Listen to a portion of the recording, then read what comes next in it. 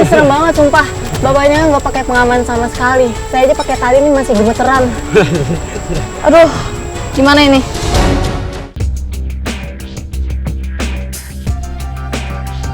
Kars yang berbentuk seperti menara-menara ini seakan memanjakan setiap mata yang memandangnya. Sarang burung walet telah lama menjadi tambahan penghasilan yang cukup menjanjikan bagi warga yang tinggal di sekitar pegunungan Kars.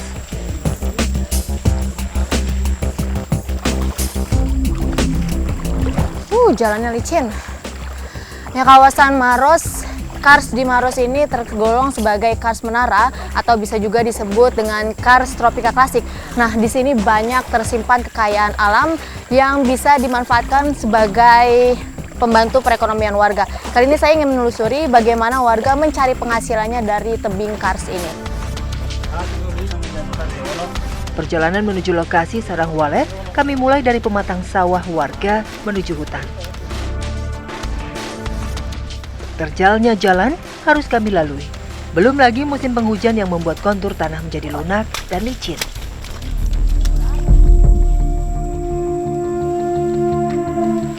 Jalan setapak di hutan menuju lokasi ini memang jarang dilintasi warga. Sesekali kami harus menebas semak dan rerumputan yang menghalangi jalan kami.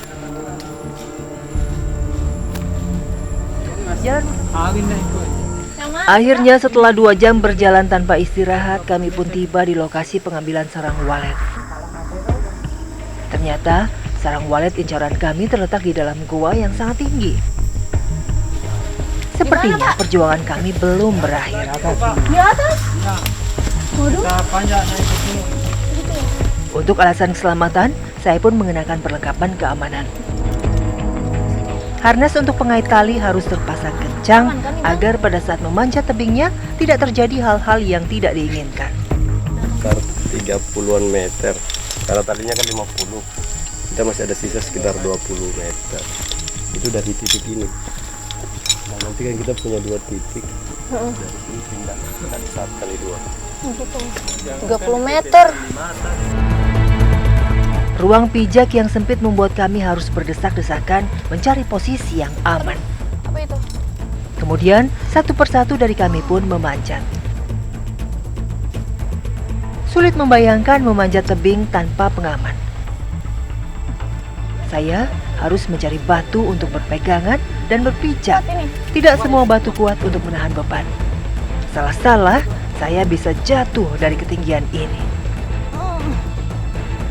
Pak, nggak serem, Pak? Ya kesini sebentar, enggak. Ini serem banget, sumpah. Bapaknya nggak pakai pengaman sama sekali. Saya aja pakai tali ini masih gemeteran. Aduh, gimana ini? Goyang dia, Pak. Enggak itu. Setelah hampir 1 jam memanjat, kami mulai memasuki bagian dalam goa. Masih jauh, Pak.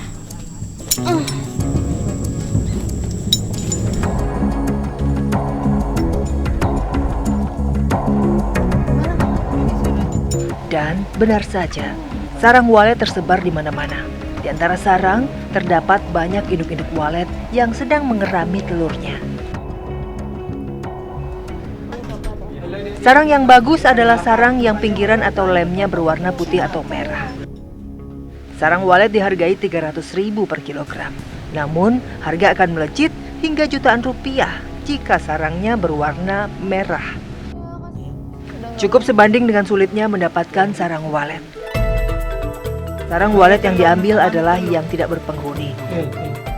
Mereka pastikan betul sarang-sarang yang akan diambil hanyalah sarang yang tidak terdapat burung maupun telurnya. Sebuah semangat menjaga kelestarian yang secara tidak langsung mereka lakukan. Emang kalau naik-naik ke nyari sarang walet itu pernah jatuh, Pak? Biasa terpeleset ji. Enggak jatuh. Pakai pengaman tapi? Enggak. Nggak pernah? Iya, enggak pernah pakai pengaman. Sarang walet telah cukup banyak kami dapat. Kami pun memutuskan untuk kembali ke desa. Dan ternyata hujan sedang turun di luar gua. Jalur untuk keluar dari gua menjadi bertambah berat, licinnya pun makin menjadi. Namun sepertinya para pemburu walet ini sudah terbiasa dengan kondisi alam yang ekstrim. Susahnya berjalan sambil membawa berkarung-karung berisi panenan sarang walet seperti tak dirasakan oleh mereka. Berjalan menuruni tebing ternyata jauh lebih sulit dari naik.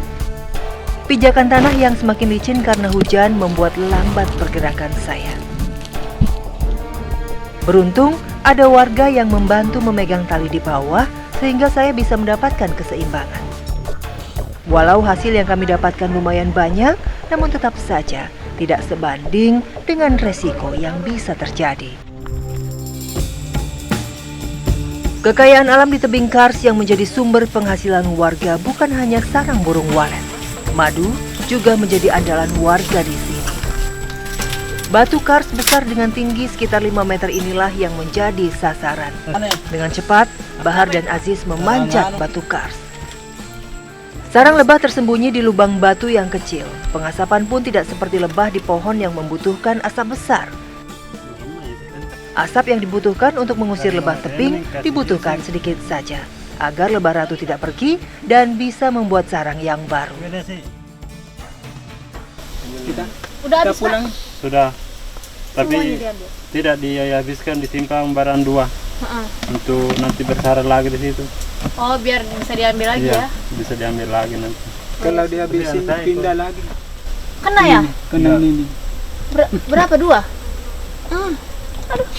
Aduh, dia terungin saya. Itu. Mana? Di belakang aja, terbang. Ayo Pak, ayam kita pulang aja, pindah aja Pak. Nanti kita digigit-gigit. Lokasi kedua ternyata lebih tinggi dari yang pertama. Kami harus memanjat tebing kars untuk mencapai sarang lebahnya. Ya, ini udah sampai di lokasi ngambil madunya karena Pak Bahar dan Pak Aziz sudah biasa. Tadi mereka sudah duluan lewat situ. Saya nggak berani lewat situ, saya harus lewat sini karena ada talinya jadi lebih mudah. Ayo Bang. Licin. Ternyata untuk naik ke tebing tidak semudah yang saya kira. Dengan bantuan tali, saya masih kesulitan untuk ke atas. Minimnya pijakan membuat kaki saya susah menapak. Ya, saya memang kesulitan, namun tidak dengan para pencari madu ini. Mereka hanya butuh waktu kurang dari 10 menit untuk sampai di lubang tebing. Padahal ketinggian ini lebih dari 10 meter.